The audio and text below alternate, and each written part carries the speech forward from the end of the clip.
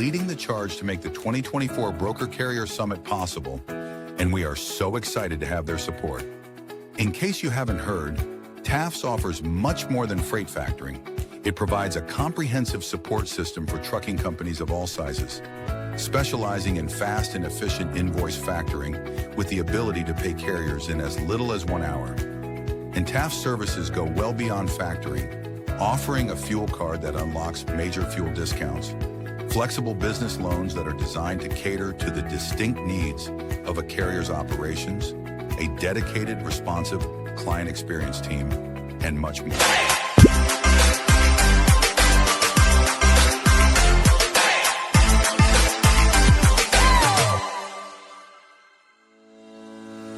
Blackbox Logistics is a 3PL freight brokerage based out of Birmingham, Alabama. Blackbox Logistics was formed in 2020 by 3 friends, Logan Dyer, William Graves, and Will Hopkins, in a basement office with the goal of bringing transparency around the clock communication and hassle-free customer experience to the table.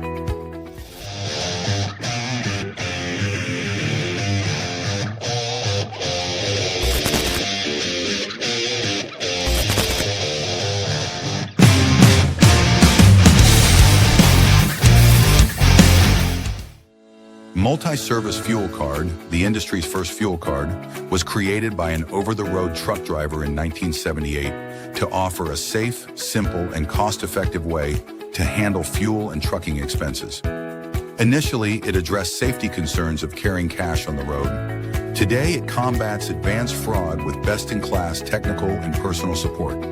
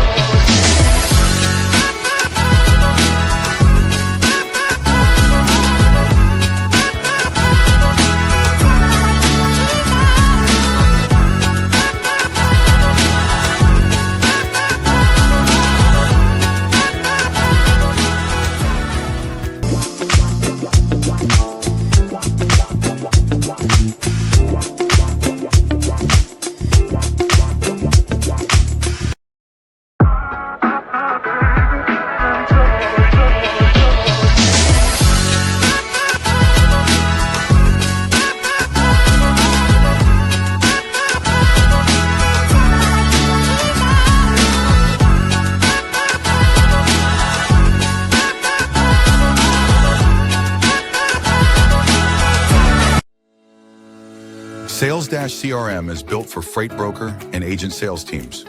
Manage your shipper prospecting and follow-ups. Organize your carriers in the lanes they run.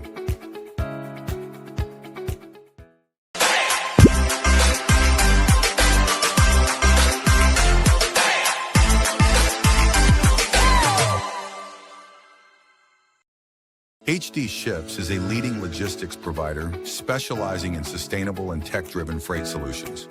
With hubs in Reno, Phoenix, and London, we deliver comprehensive services, including full truckload, expedited cross-border, and intermodal freight. Leveraging proprietary technology, we offer 24/7 tracking, real-time visibility, and advanced automation to ensure safe, compliant, and efficient transportation. Our commitment to sustainability enables clients to offset emissions through carbon credits, aligning logistics with environmental goals. At HD Ships, we prioritize transparency, reliability, and exceptional customer service, empowering clients to achieve seamless, sustainable logistics solutions worldwide.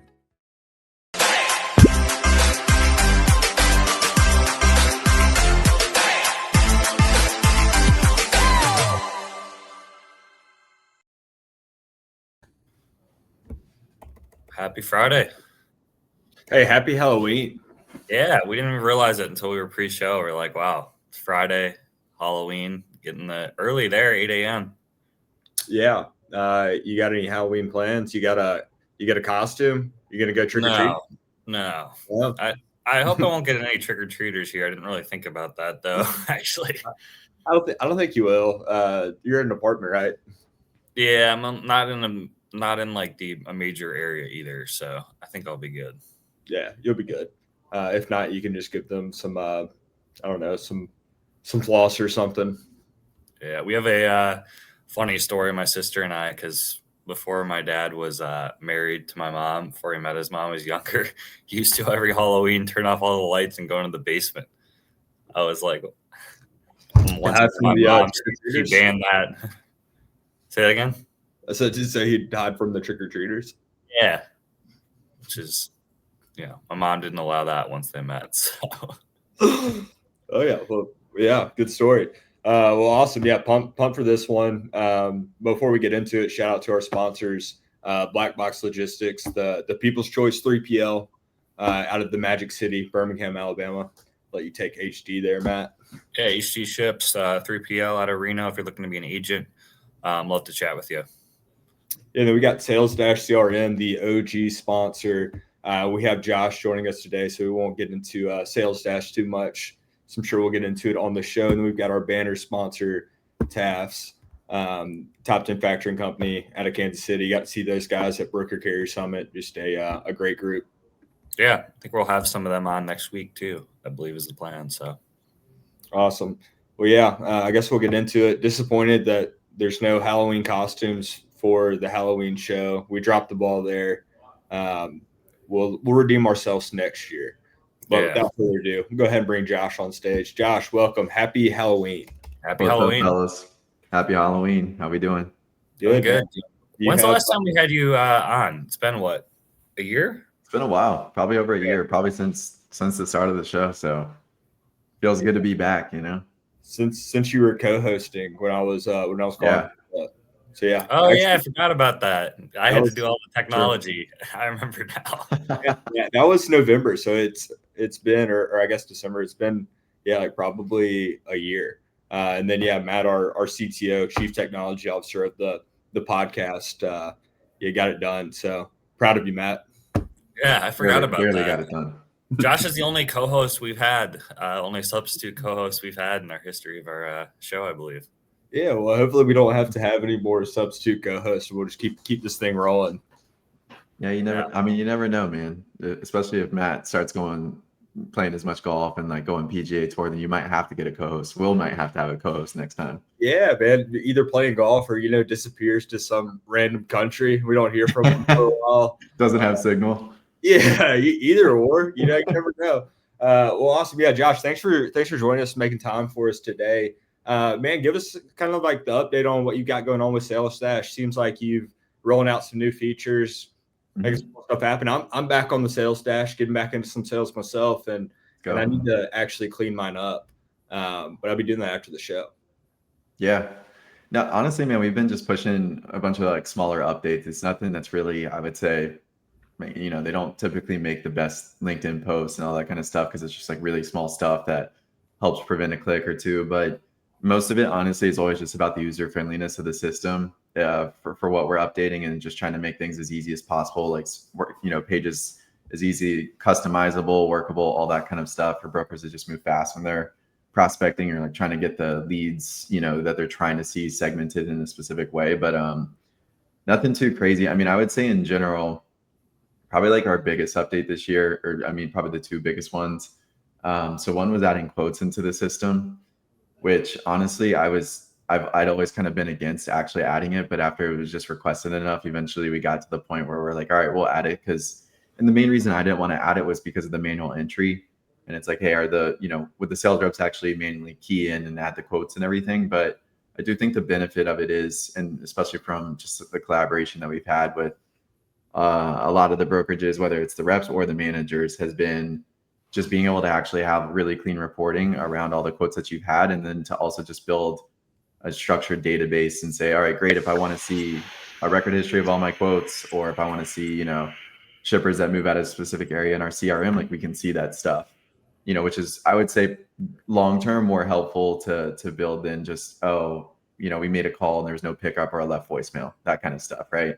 At the end of the day, when you're calling shippers, you're trying to figure out what lanes they move and you're trying to provide rates. So that's been cool. And then outside of that, we've been focused on TMS integrations. We've launched our initial ones with McLeod, and as of today, we can now have a connection with Turbo. So more to come on that side. Nice. Awesome. And so, not to get off track with Salesdash, but you just moved to Florida. Heck yeah. How's that going? Yeah, moved to Tampa with my girlfriend.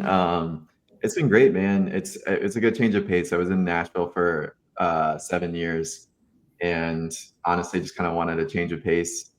Um, Nashville's a lot of fun. It was a lot of fun when I first moved there and everything, but I haven't drank in 4 years. October is actually my 4 year mark of not drinking. So, and still really honestly no plans to really go back at this point. It just has helped with like focus and health and so many different things.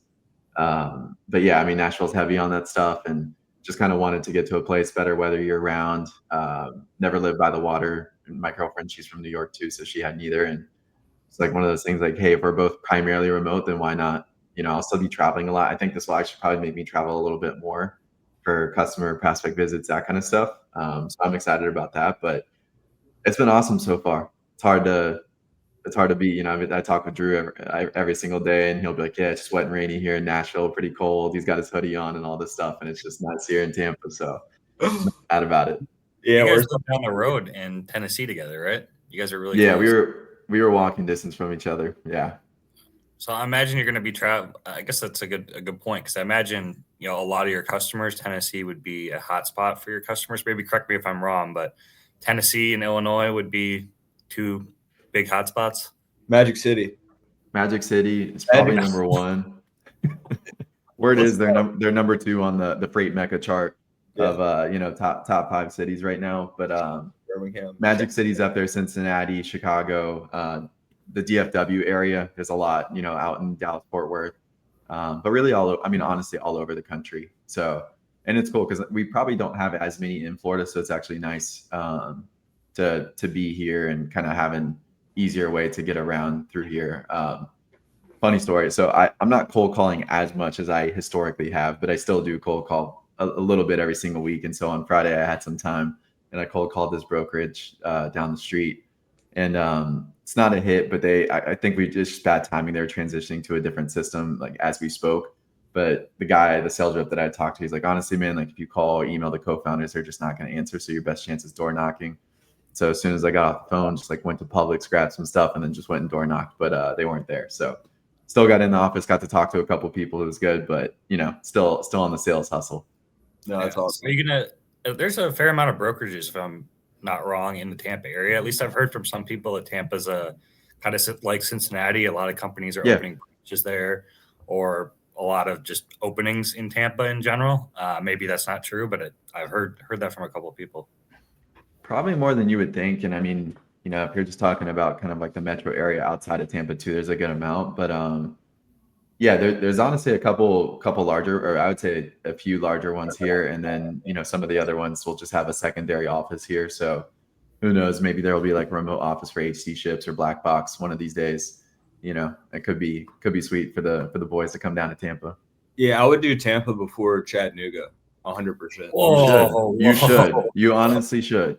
Yeah, no, I would. I might even send that to be funny. Yeah. What's the reasoning? What's the reasoning with that? Well, I'm curious. Why would you do Tampa over Chattanooga? Matt's a true Chattanooga guy. You see how dude, he's been there. He's been there like 4 weeks, and he's been there most of the time. Talks like he was born and raised in Chattanooga. When I saw the Carrier Summit, it got brought up, and he just keeps bringing up that the capital for ice cream is in some rural Iowa town per capita thing. I don't know what he's talking about. But yeah, no, Tampa. I think Chattanooga's. I mean, I don't know. It's a little like played out, in my opinion. There's a lot of I don't know. Just I'd rather be in Tampa than Chattanooga. Agreed. Chattanooga's awesome. I mean, I like it and everything, but I think all in all, if you consider everything, Tampa, hard lifestyle wise, definitely would be hard to beat Tampa. Yeah, Chattanooga just has an aquarium, and you can skydive and some mountains. It's got a little more than that. But speaking of geography, too, what was interesting, I was talking to someone at the Broker Carrier Summit about this. Maybe you see this, Josh, too. But can anyone name, like, as big as California is, as big of a state as it is there, like, any major brokerages based in California? It seems very few have offices there, at least on the domestic side. Like, what's your customer base in California, Josh? I mean, most of it would be Metro LA and like some of the outskirts. I mean, there's some stuff Rancho, Chino, like those kind of different areas. I mean, I think there's more logistics activity around there just in general, but I feel like a lot more of the brokerages that are out there also are sometimes primarily more asset based as well. But yeah, I mean, it's just large, so it's not. I don't know if it's been necessarily like a hotspot for us necessarily, but like some of our earlier customers are out in California, but most of it I would say is southern area of California. Well, I mean, I'd We don't have say any agents out in California. I mean, we have what, 70 agents now? I don't think we have one in Well, California, which is wild. the time zone piece is tough in logistics, especially if you're on Pacific, because I mean, especially if you were to ever have any shippers on the East Coast, I mean, imagine the time that you'd have to wake up to help service them. So yeah, I would imagine if you're out in California, you probably only want to work with West Coast shippers.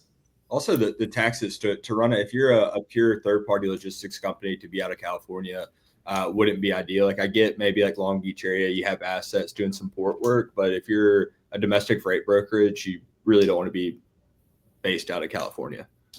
Be based out of somewhere like the Magic Yeah, City. it's fair. Because the West Coast thing, we're based out of Reno, so it's the same thing, 3 hours behind.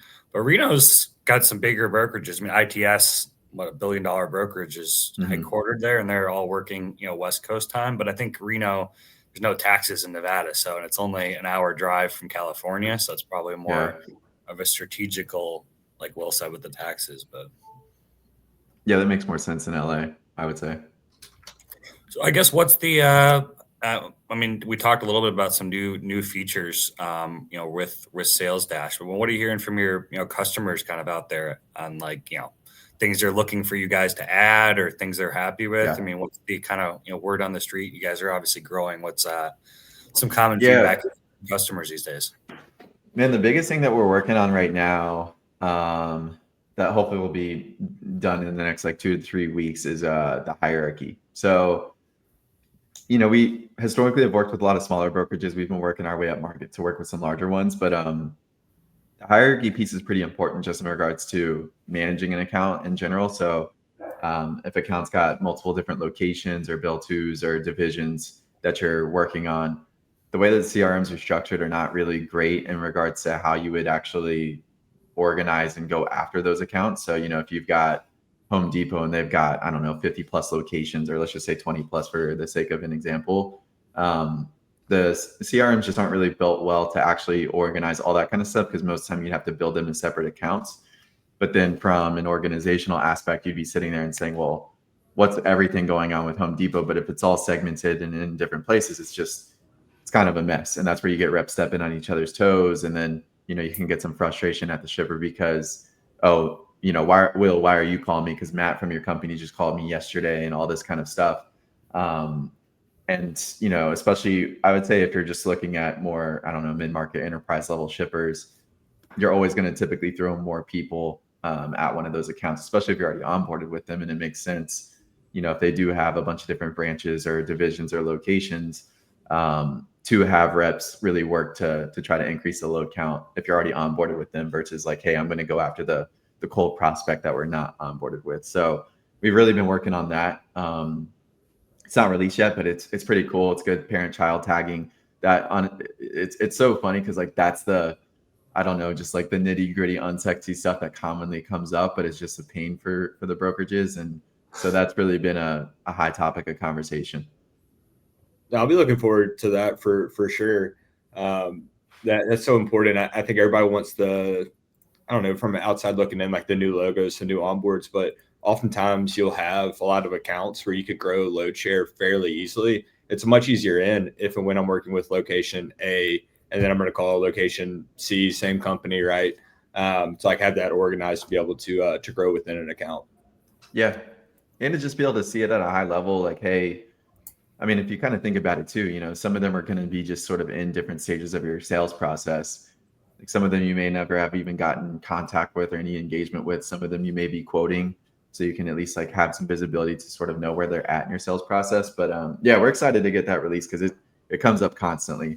We've got internal channels that we talk about when the stuff, anything comes up from brokerages that we talk about. And then a lot of our roadmap is just sort of all driven based on volume of how often we hear something from customers and prospects. So As you guys have, just since I've known you, you guys have made a lot of changes, and it's mainly been off of your customer feedback, from my understanding. Yeah, just listening deep and trying to really understand it and just solving their, what they perceive as like their problems and stuff. And it's fun, man. Like it's like this has been a really good year. We've had honestly a really strong past 4 months, and I'll definitely attest a lot of that to Drew. Drew's done a really good job, working with the companies that he's worked with. And I think one of the things too, we're a lean team of 6. We're about to be bringing on our 7th person, another developer. But I would say like one of the benefits, especially being bootstrapped and everything, you try to think about, hey, how do we be as efficient as possible? One of the things like Drew and I joke about is like we're pretty much cradle to grave tech guys at the end of the day. So like when we're engaging with a customer all the way from the prospecting demo stage and then all the way through, we're doing everything from start to finish. And I do think that creates a pretty good experience for a lot of people because you really get to understand who they are, what they're looking for. We use our CRM to really understand them, so that way it's easy for us to recall everything about how they operate. So yeah, it's been pretty fun, but no AI powered stuff. Like there's nothing that's big for us to market on that front. I do think we'll be able to make a play at it next year, especially stuff that we're doing with the TMS integration. I think it actually puts us in a really good position to do some exciting stuff for that in the future. So we're constantly like talking about what that's going to look like down the road.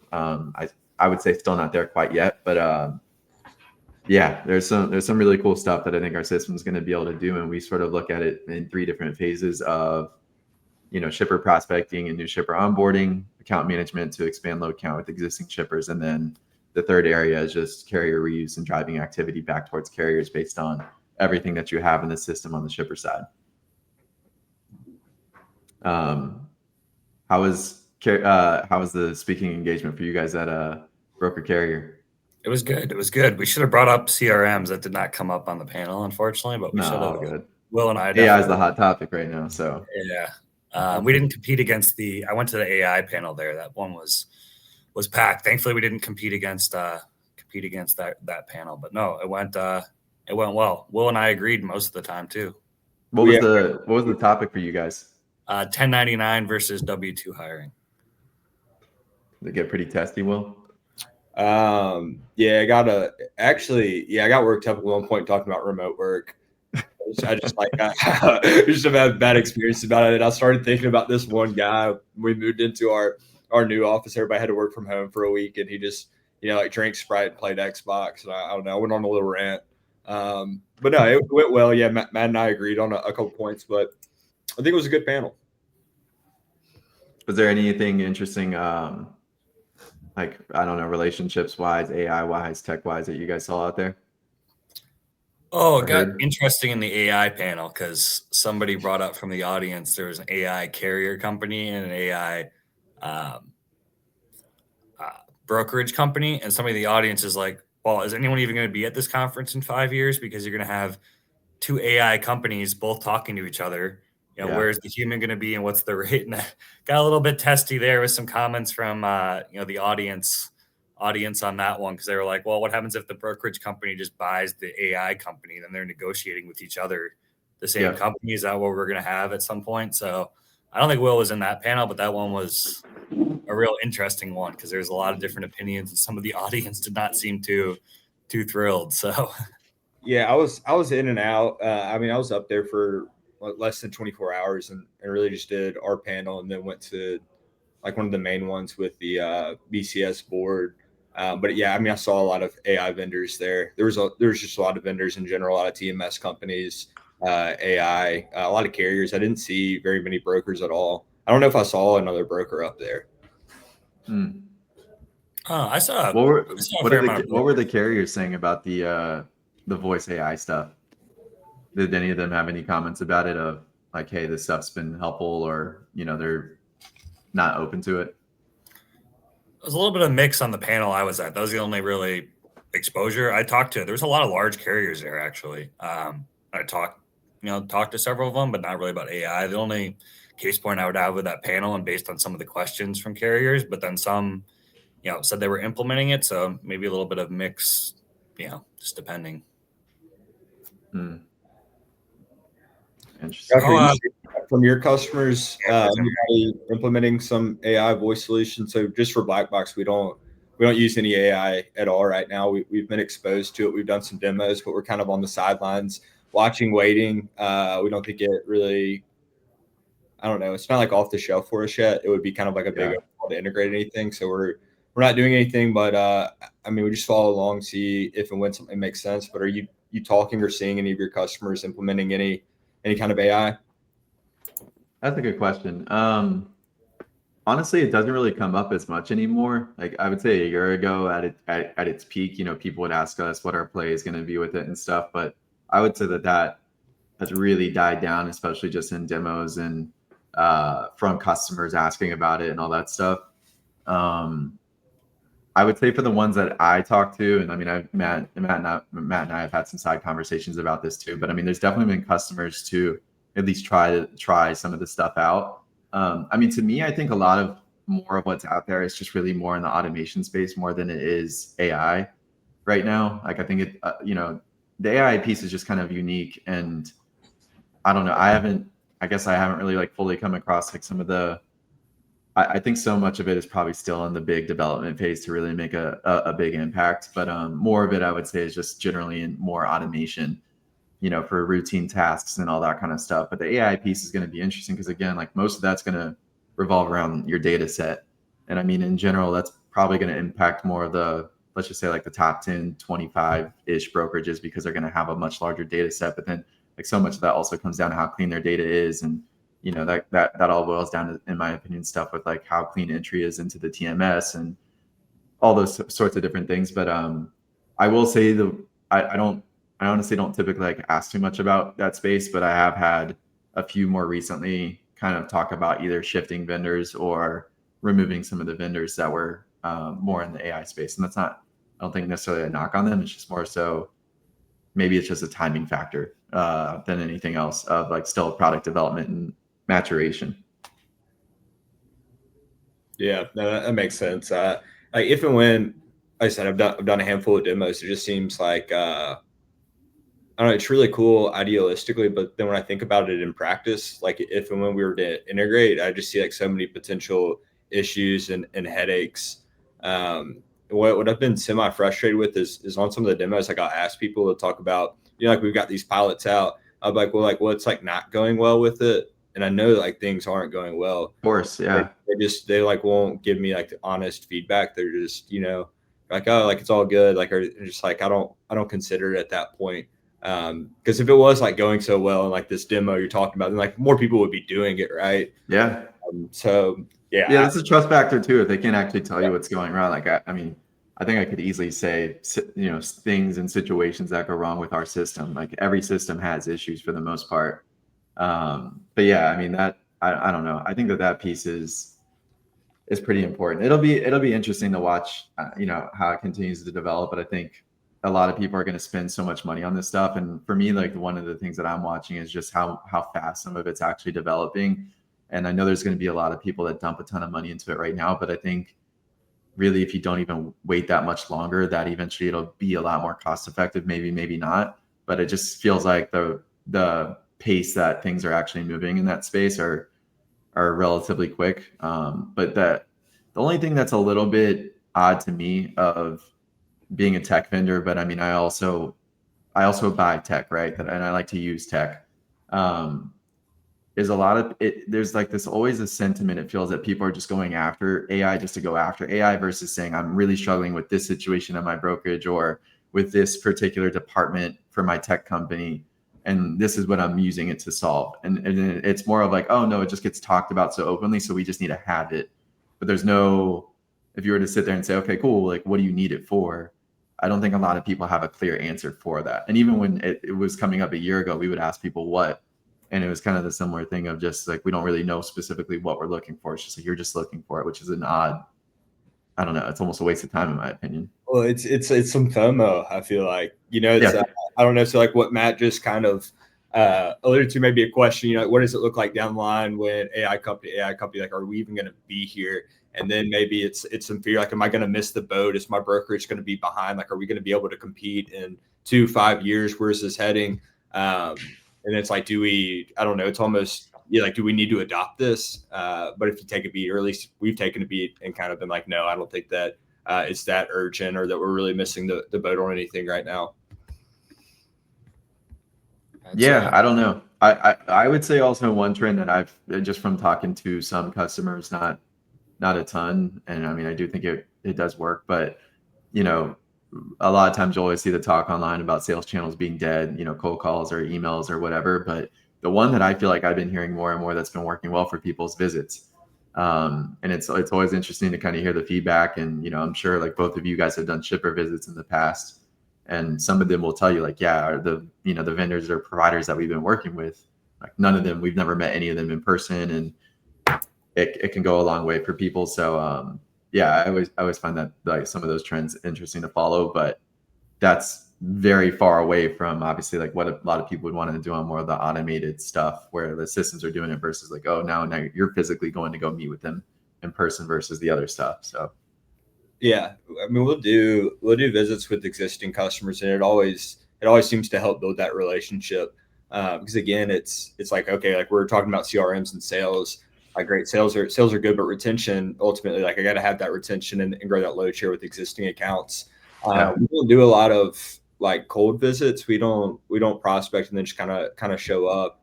But we will go see our existing customers, and that always seems to, yeah, I mean, they always seem very appreciative, and it goes a long way, especially just bringing them some black box gear, shaking their hand, putting a face to a name. We've got a guy in Houston right now who just sent us an update, and he's all amped up, excited about seeing and meeting these people, talking about opportunities. Yeah. So yeah, it goes a long way. Where do you visit most often, Will? Is Texas where you guys majority of your customer visits, or Houston and Chicago suburbs? And then we'll do like regional Alabama. That's not a big deal, right? So that can be a day trip. Like we can drive down and see somebody. We have quite a few customers within maybe a 60-mile radius. It can be tough to go see customers out of state. But if we go to Houston maybe 3 to 4 times a year, and then try to get up to Chicago like twice, and then we'll have random sporadic visits throughout there, Milwaukee, Florida. It just depends really where the customers are. Minnesota. You been there to visit a customer yet? Why would we go to Minnesota? I don't think we have a single customer in Minnesota. I really, I'm not even saying that to be funny. Like I don't think we have any customers in Minnesota. I don't think we pick up any loads in Minnesota. What is in Minnesota? Is Minnesota a real place? There's some large shippers based in Minnesota. There actually is some large shippers there. I mean, Target's headquarters is based there. What's that massive food shipper? It's based there. General Mills is based there. I can name a couple more. There's some big, maybe on the enterprise level. You're maybe more SMB, but the enterprise level, there's some big enterprise shippers there. Sure. Will, I don't know if it's any open deck stuff for you. Yeah.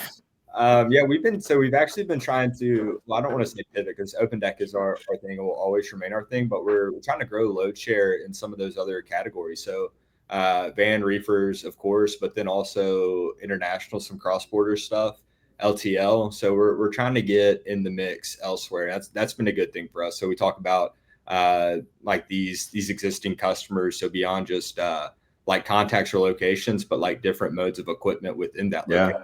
And that's been really good for us. We've got a new unit. We call it the special projects division. We're doing some auto haulers, some cars, and it's nice. Yeah, it's exciting, man. It kind of feels more similar to like the inception of Black Box, like the startup. Well, it still kind of is a startup, but the startup days, just kind of like cowboy energy. Like we don't really know, we're figuring it out, and it's been great because again, when we're offering these different solutions to customers that we've been working with for so long, like, hey, we didn't even know that you did that. We'll go ahead and start giving this to you as well.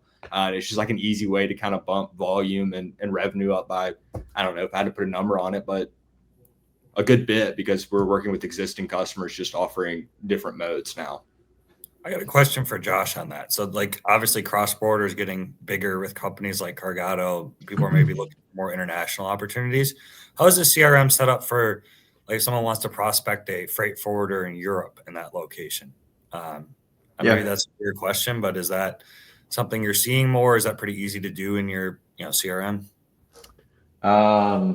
Yeah, it's honestly, it started to come up more because like we've been having. I was even just having a conversation with a friend and now a two-time customer, but they do a lot of stuff out of Laredo. They're actually based out of Laredo, and so doing a lot of stuff with Mexico. But one of the things in the system, I mean, so if you're talking about just an account profile for a shipper, it's typical stuff, just like city, state, country, all that stuff's pretty easy to plug in. But in regards to, for example, if you're capturing lanes or even just quotes for any shippers, all that we have is hooked up with the Google API. So it doesn't really matter if you do ship international. You can plug all that stuff in and it's easy to find. So yeah, we've got some customers that do some international stuff with ocean freight, air freight, and then also just cross border. Because you can still find all those things, and it's because it's hooked up with the API. If you're like, all right, cool, I still want to see anybody that we've moved with within 100 miles of this specific city in Mexico or Canada or whatever country, you'd be able to do that in the system because of how it's built. Very cool. Will, put up that comment. That's a great comment right there.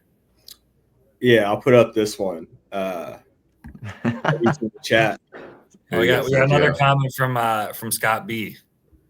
Yeah, Scott B says, Will Hopkins, more freight in Minnesota than Atlanta. 3M, Target, General Mills. I'm gonna have to fact check that. Also, they're all two companies that are based in Minnesota. That's a crazy comment, because how are you gonna say like this state has more freight than this city? Yeah. Like Minneapolis has all 4 sports teams. Atlanta doesn't even have all 4 major sports teams. Well, yeah, man. Relax. The Falcons beat the Vikings, man. I don't want to hear it. All right, that is true. I would hope that an entire state would have more freight than a single city. If we're gonna hang our hat on that, I mean that's just a crazy thing to say. Yeah. But also, I mean, if you're talking about Target, I mean, I'm sure they obviously ship out of Minnesota, but Target also is just going to have a bunch of different DCs and, plants, everything. Like they've got it in, I forget, Smyrna, Tennessee or wherever it is. So, it's not like all of it's just like straight Minnesota. Just because like HQ's there. So that's not where like all the freight goes in and out of. Yeah. That's true. Although I can't really name any works for Target. Can you name any top Fortune 100s companies that are headquartered out of Birmingham? I can't think of any. Well, we're the Pittsburgh of the South, Matt. It's not all about these Fortune 100 companies being based out of somewhere. We've got a ton of steel, iron, all kinds of manufacturing. Sorry, I'll reiterate, more than Georgia. You have preached. Okay, well, yeah. You have peaches. So I'm not in Georgia. Nobody's in Georgia. I'm in Birmingham. Josh is in Florida. And I saw some sports posts about like some Magic City Bowl or something. It just made me laugh because I'm like, wait a second, there's no way this is a Birmingham Bowl or something. It is, yeah. It's the Birmingham Bowl. So it's actually it's not a great bowl game. So whenever like Auburn has had some tough years as of late, and everybody will make jokes like, oh, they're headed back to the Birmingham Bowl, which is the Magic City Bowl. But yeah, man, we've got a bunch of collegiate sports and then a bunch of like minor league teams, pro-am. So it's a good place to be. Where is Birmingham, Alabama? What is this, guys? What's going on? Man. Let's get. That's not on your side. It's in the UK, isn't it? Yeah, there is Birmingham, UK. Well, yeah. I mean, I guess we'll kind of pivot. So I made a post last week. I'm getting back into some sales, so I'll be using Let's go Salesdash CRM, and man, I will say what I'm gonna do after this call and like today, I need to get more organized. So like immediately, what I did is I just kind of like did the stuff that like we get on here and talk about like that you shouldn't do with sales. Like I sent out a bunch of and then I just sent out like a bunch of messages with no like real context, and I actually did onboard a couple people from it. But like last night I was really thinking about it. And I was like, I got to clean up my my CRM. I got to get organized. Like, I have to do all this stuff that we preach, like not above it. So I'm excited to kind of get back to that structure, routine, and kind of like the grind of sales. Yeah, I might be able to relate to that. So well, not right now, but wait, what'd you say, Matt? Said I might be able to relate to that. Not right now though, but I might be having the same conversation sometime. Yeah. Just having fun with it, and seeing what I can make work. But yes, what are you doing more right now, Will? Are you doing calls? Are you doing emails or LinkedIn, or a man, little bit of everything? I got Sales Navigator for LinkedIn just to kind of like see what connections or relationships I can leverage. Uh, Mm. and I actually haven't had the chance to really sit down with a strategy and game plan, so there hadn't been a lot of rhyme or reason to it. I just we onboarded this guy that's kind of take over a bunch of the responsibilities that I've held with the teams division of our company. And with that being removed, I'm going to have some more time. And I thought, what can I give back to the company with that being removed? And it's sales.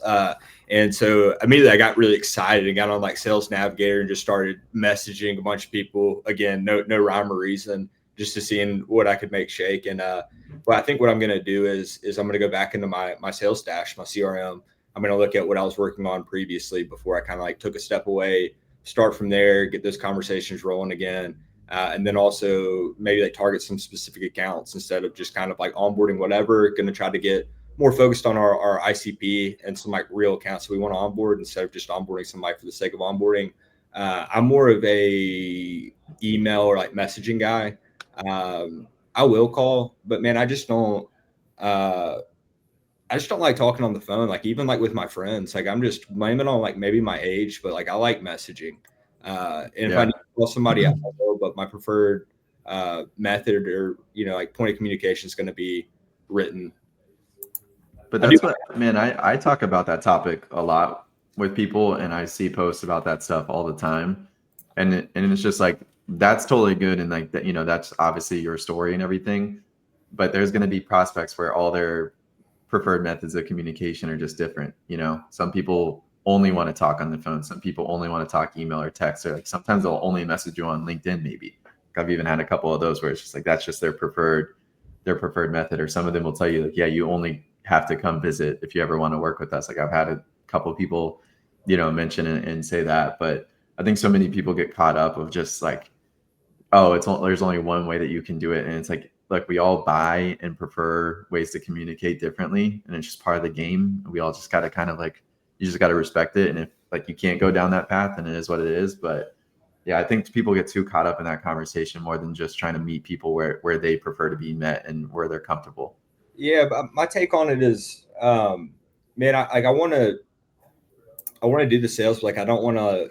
I mean, I'm in a position now. Like I don't want to do something like I hate. And just to be frank, like I kind of like hate talking on the phone, but like I enjoy Mhm. messaging. And if I need to talk on the phone, like I will. Like I've got. Hey, I said there's not a lot of rhyme or reason. I got a big shipper meeting at 11 a.m. via Teams call that I'm really excited about. Um, There you go. even with, so I'll say this with the sales that I'm doing, like if and when I onboard, I'll probably be the point of contact for a bit, but then I'm going to pass it off to like one of my teams to work. And oftentimes with like the phone, maybe one of the reasons I don't like it is like I'll have a lot going on, and like if and when it's a phone call, it kind of like monopolizes me for a bit. Whereas if it's message, I can like multitask. If Yeah. that makes sense. Yeah, I'm a message guy. Well, it's because you're Yeah. Gen Z. Yeah, 98.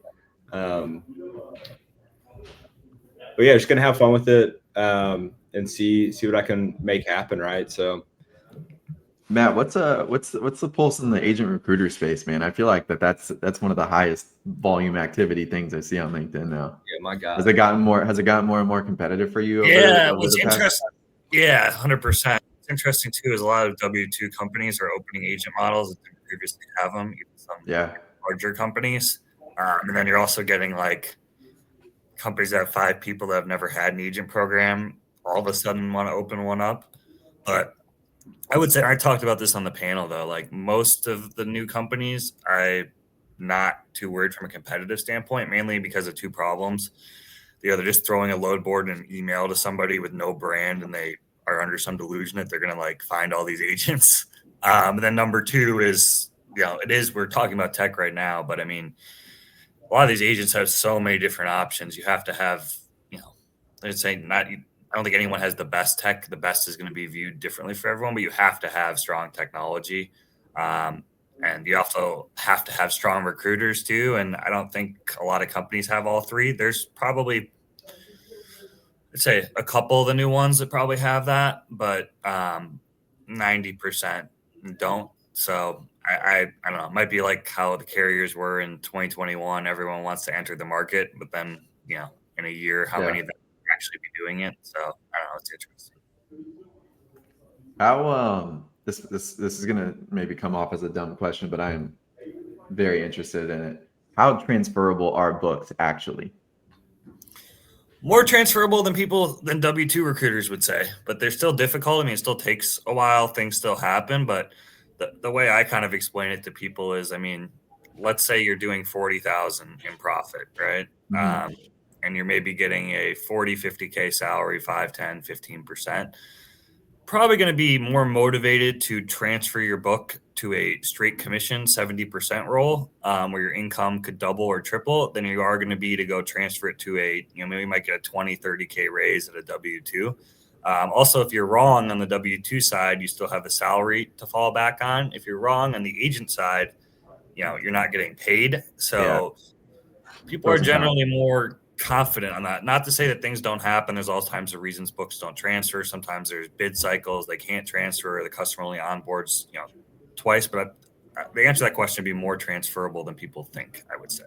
That's cool. It's got to be pretty nuanced. So, I mean, in Birmingham, we've had some companies go under as of late. We've onboarded some of their sales guys, and the books have been transferable for the most part. But then, say, for an example, like, okay, they come over, they onboard the customer, but then they start getting collection letters from carriers that had booked with the old company. So then we're put on hold at Black Box.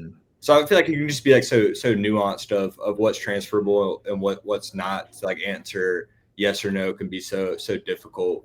But this is gonna, do what? Yeah, this is going to be a tough one for to hear, but this is why I'm not very pressured with people about making a move, except in this exact same scenario with what Will's describing. If you wait too long to leave a company that is not paying their carriers and they go under, they are not going to, very unlikely, if they get sued by these carriers, to ever want to work with you again. That relationship is just going to be dead because they have already paid you and now the carrier is suing them. So I always say you're at your own risk. If you're at a company right now who can't pay their carriers and is struggling, the longer you wait on that, and that happens, you can kind of kiss some of those relationships goodbye if those carriers ever, sue your customer.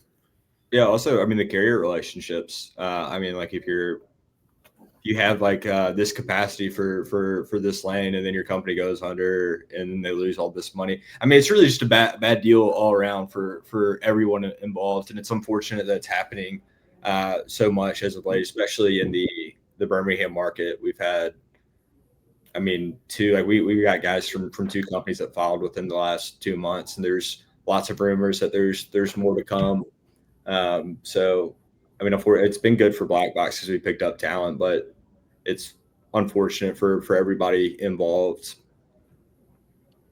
Matt, I guess going back to the tech stuff really quick.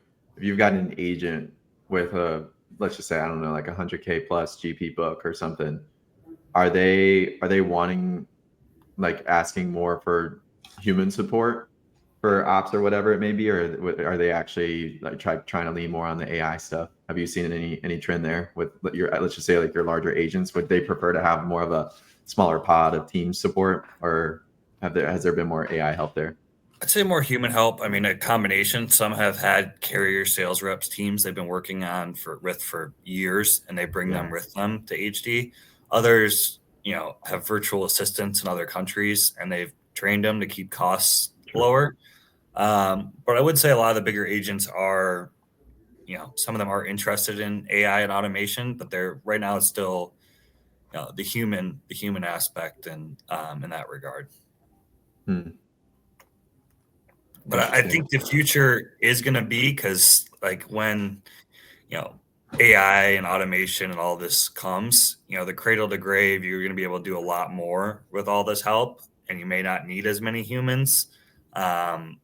So, I mean, I believe that will be the future in several years, but time will tell. That's interesting.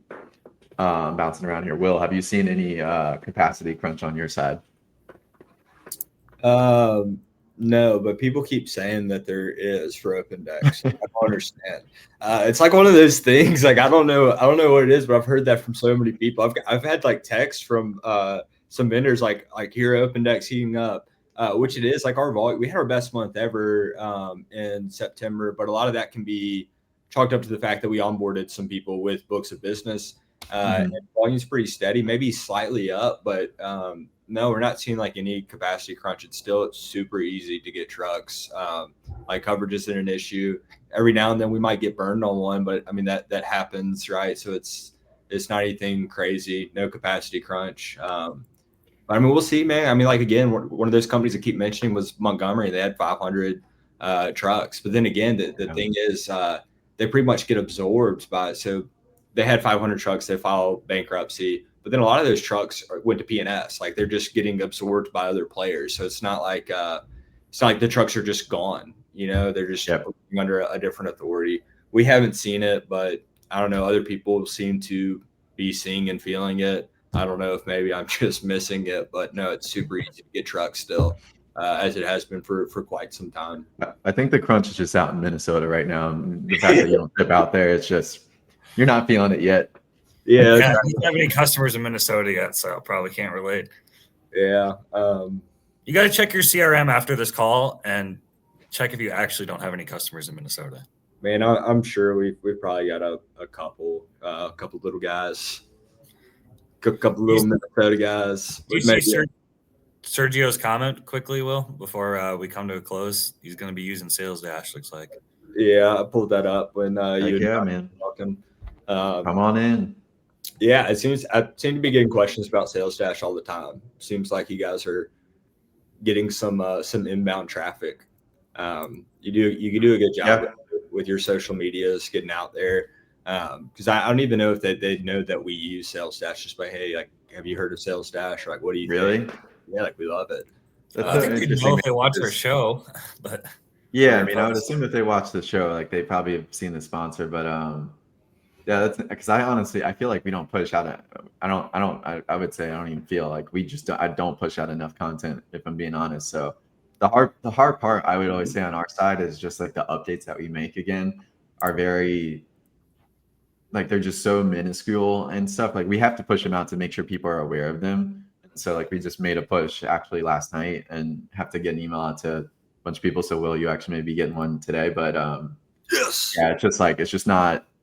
I don't know. They're never like, oh, like this massive new product. Like we're just constantly making these like small little enhancements and improvements to the system.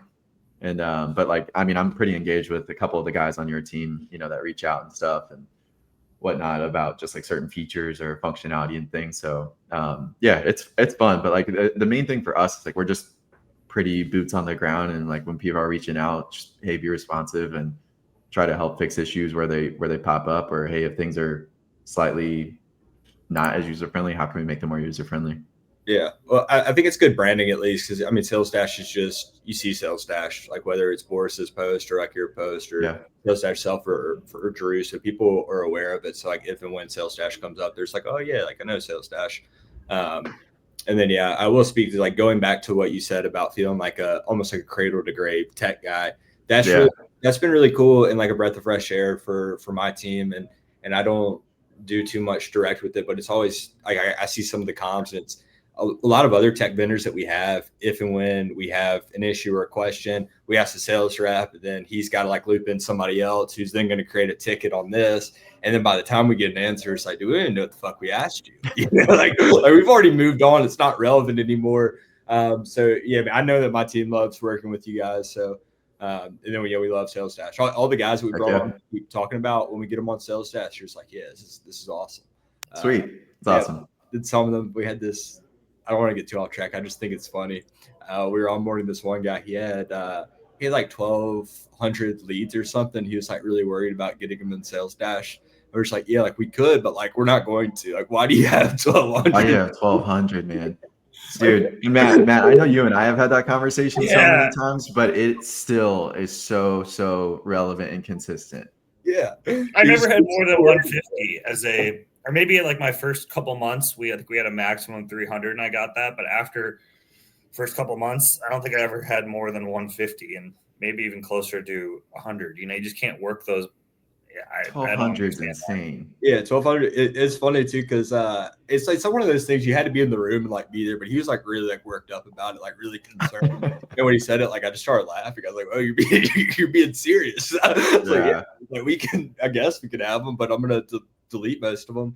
What we do at Black Box, if anybody cares, with our leads, we cut it down through seller levels, so it starts at a higher number, still nowhere close to 1,200. But by the time they like work through the seller levels, it's going to end up being around 50. That 50 mark for what we would consider a level 5 whale. What does it start at? It starts higher than it probably should be. It starts at 500, but it chops down to 250 like pretty quick. Okay, so, I was gonna say 500 is insane.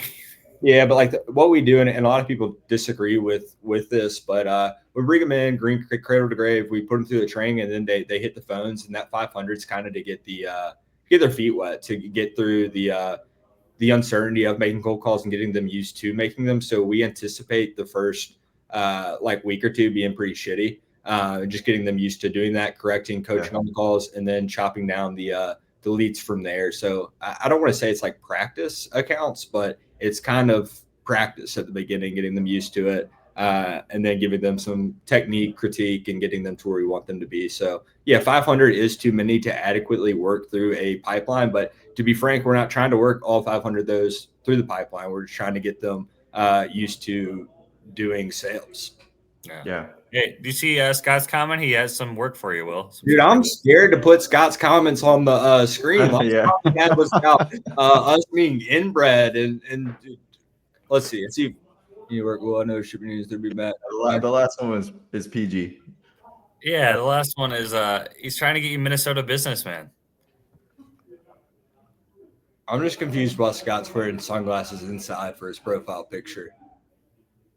He's just built different, man. He's a dog. He's a dog. He shows up Halloween very often, so people are in a different comment section is actually pretty busy today for 9 a.m. on a Friday. Scott, we appreciate you tuning in. Allison, hello to you. Thanks for joining us. Yeah, it has been busy, and the time flew by. Yeah, we appreciate you coming on again, Josh. And we'll have to do this. We'll not wait another year again.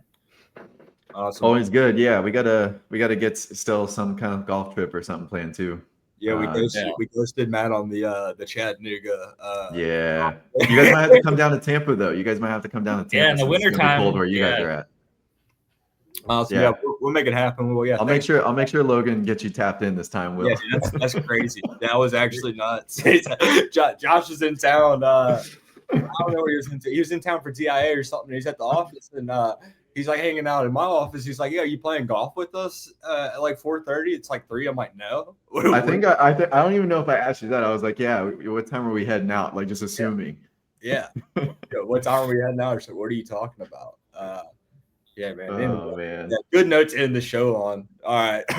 Make sure you let Logan know about that one. Yeah, well, he's not here today. Who knows where he is? He's on some kind of side quest, going to watch one of those bands. Oh, nice. Yeah, big band guy. Cool. All right, Josh. We'll talk to you soon. Always good, guys. Talk to you soon.